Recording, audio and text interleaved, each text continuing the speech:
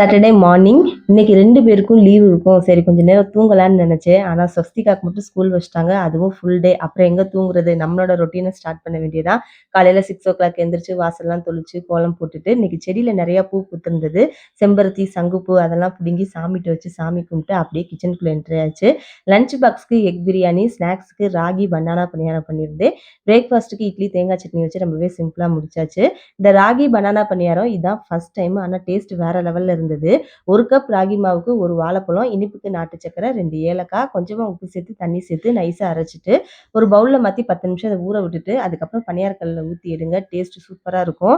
பசங்களுக்கு ஸ்நாக்ஸ்லாம் குடுத்துட்டீங்கன்னா ரொம்ப விரும்பி சாப்பிடுவாங்க. அந்த ராகி மாவு, வாழைப்பழோட ஃப்ளேவர் வந்து நல்லா இருந்தது.